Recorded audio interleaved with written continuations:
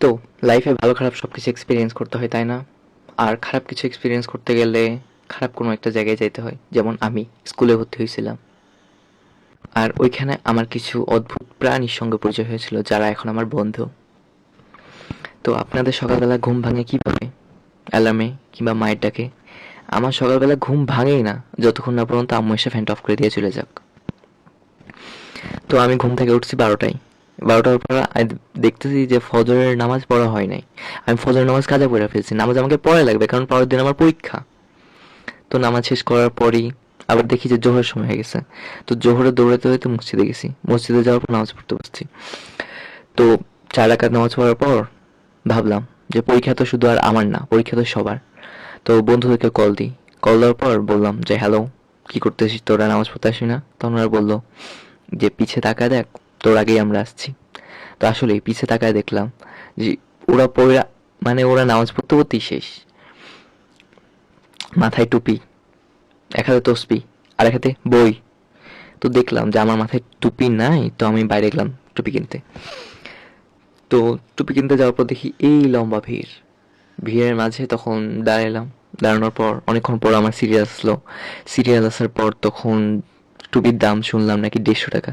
50 টাকার টুপি 150 টাকা, এ জায়গায় কোনো কিছু অসম্ভব নয়। যে জায়গায় আপনার প্রেম হইতে পারে সে জায়গায় এটা নর্মাল। বাসায় এসে এই বই খুলে দেখলাম ফার্স্ট পেজ। ফার্স্ট পেজ খোলার পর দেখি যে নিজেকে নিজে এলিয়েন লাগতেছে। মাথা ঘুরাচ্ছে একদম, কোনো কিছু পাই না।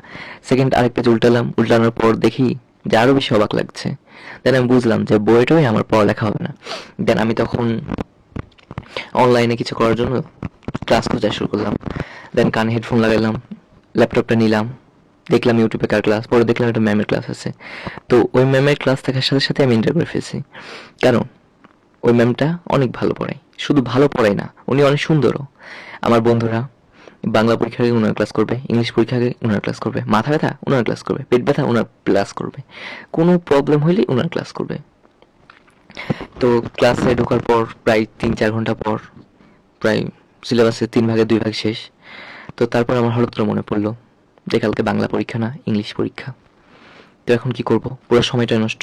এতক্ষণ ধরে পড়লাম। দেন আমি আমার বন্ধুদেরকে কল দিলাম যে তোরা কি করতেছিস? ও বললো যে আমরা গ্রুপ স্টাডি করতেছি, তুইও চলে আয়। তো ওইটা আমার জীবনে 997 নম্বর ভুল ছিল। যাওয়ার পর দেখি যে ওরা সবাই ওই ওই ম্যামেরই ক্লাসটা করতেছে। একে তো ম্যামের ক্লাস করতেছে বাংলা, তাও আবার 5 বছর পুরাতন। কারণ 5 বছর আগে ম্যাম আরো স্ট্রং আর ইয়াং ছিল। তো ওদেরকে তখন আমি যখন বললাম যে কালকে বাংলা না ইংলিশ পরীক্ষা, তখন ওদের হুঁশ আসলো। দেন ওরা তখন কি একদম হরতাল শুরু করে ফেললো। পরে বই শুধু আমার কাছে আছে, পড়তে গেছি সবাই কিন্তু বই জাস্ট আমার কাছে আছে। পরে বাংলা বইয়ের কি যেগুলো ছিল ওগুলো সব ফেলা দিল।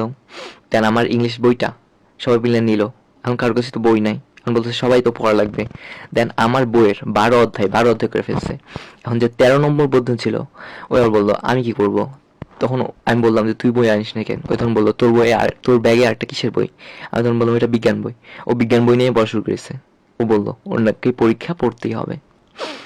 তো কিছুক্ষণ পড়ার পর আমার কিছু বন্ধু বললো যে আমার পড়া হচ্ছে না, আমি পাশের রুমে গেলাম। ওটা দেখলাম যে কয়েকজন একসাথে চলে গেল। তো যাওয়ার কিছুক্ষণ পর আমি রুমে ঢুকলাম। রুম দেখি ধোঁয়ায় অন্ধকার।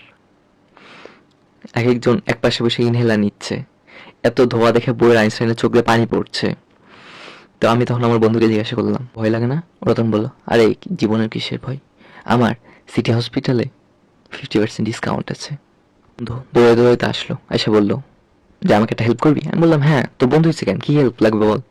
ও তখন বললো যে সাদিয়া মেসেজ দিছে, কি রিপ্লাই দিব। তো দেখলাম আসলে মেসেজ দিছে যে সাদিয়া পার্লারে যা 10-20 হাজার টাকার জাস্ট হেয়ার কালারই করে, ও নাকি আমার এই বন্ধুকে কল দিছে যে বন্ধু আবার জীবনে একবারই 200 টাকা খরচ করছিল কেচি চুরি করতে যায়, ধরা খাইতে যায়। ওই বন্ধুরই মেসেজ দিছে। তো দেখলাম যে আসলে মেসেজ দিছে। মেসেজটা দিছে যে কে রে তুই হারামজাদা। তো এসব কিছুর পর আমরা রাত্রেবেলা পড়ালেখা শেষ শেষ করে কোনো মতে বাসায় গেলাম। বাসায় যা ঘুমাইলাম। তো পরের দিন সকালবেলা পরীক্ষা দিতে গেলাম। পরীক্ষা দিতে যাওয়ার পর দেখলাম যে আজকে বাংলা পরীক্ষাও না, ইংলিশ পরীক্ষাও না, আজকে ম্যাথ। এইটা দেখার পর কিছু না খায় আমার মাথায় ঘুরতেছে, চারিদিকে একদম অন্ধকার। তো আমরা সবাই ম্যাথটা একটু পারি, যা একটু পারি দিয়ে চলে আসলাম। অ্যান্সার দিচ্ছে 90 মার্কের। তো অঙ্কগুলো থাকে না একটা যে পিতা পুত্রের, তো কারো অ্যান্সার আসছে 36, কারো অ্যান্সার আসছে 37। আমার অ্যান্সার আসছে পিতা। তো ওদের সাথে অঙ্ক টঙ্ক মিলাইলাম। যাই হোক দেখলাম যে এই কয়েকটা 10 মার্ক তো ভুল পিতা পুত্রের অঙ্কে। আর তো বাকি 80 থাকে, 80 বাদ দিলে 60 তো পাবোই। তো 3 দিন পর রেজাল্ট দিছে, দেখলাম আমি 6 পাইছি। তো এ থেকে কি শিখলেন?